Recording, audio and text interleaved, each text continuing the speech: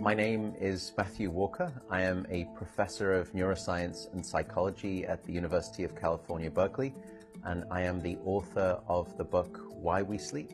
We certainly know that a lack of sleep will actually prevent your brain from being able to initially make new memories.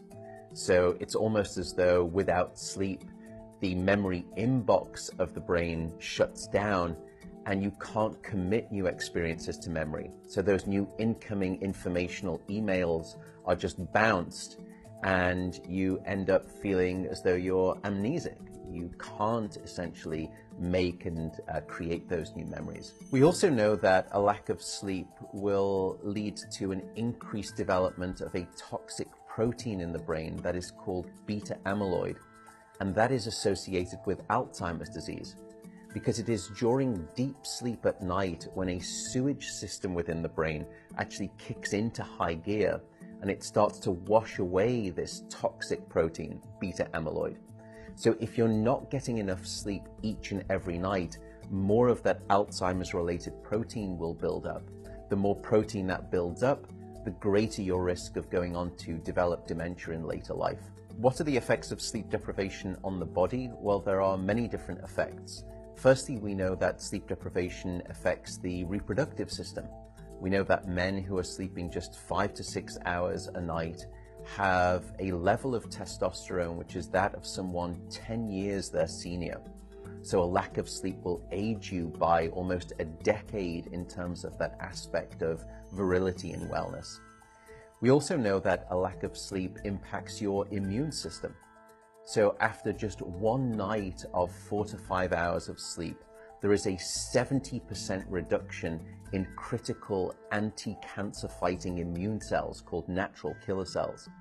And that's the reason that we know that short sleep duration predicts your risk for developing numerous forms of cancer. And that list currently includes cancer of the bowel, cancer of the prostate, as well as cancer of the breast. In fact, the link between a lack of sleep and cancer is now so strong that recently the World Health Organization decided to classify any form of nighttime shift work as a probable carcinogen. So in other words, jobs that may induce cancer because of a disruption of your sleep-wake rhythms. We also know that a lack of sleep impacts your cardiovascular system, because it is during deep sleep at night that you receive this most wonderful form of effectively blood pressure medication. Your heart rate drops, your blood pressure goes down. If you're not getting sufficient sleep, you're not getting that reboot of the cardiovascular system. So your blood pressure rises. You have, if you're getting 6 hours of sleep or less, a 200% increased risk of having a fatal heart attack or a stroke in your lifetime. There is a global experiment that is performed on 1.6 billion people twice a year, and it's called daylight savings time. And we know that in the spring, when we lose 1 hour of sleep, we see a subsequent 24% increase in heart attacks the following day. Another question perhaps is, what is the recycle rate of a human being? How long can we actually last without sleep before we start to see declines in your brain function or even impairments within your body?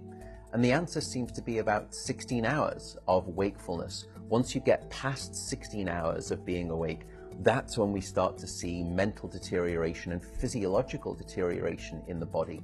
We know that after you've been awake for 19 or 20 hours, your mental capacity is so impaired that you would be as deficient as someone who is legally drunk behind the wheel of a car. So if you were to ask me what is the recycle rate of a human being, it does seem to be about 16 hours, and we need about 8 hours of sleep to repair the damage of wakefulness. Wakefulness essentially is low-level brain damage.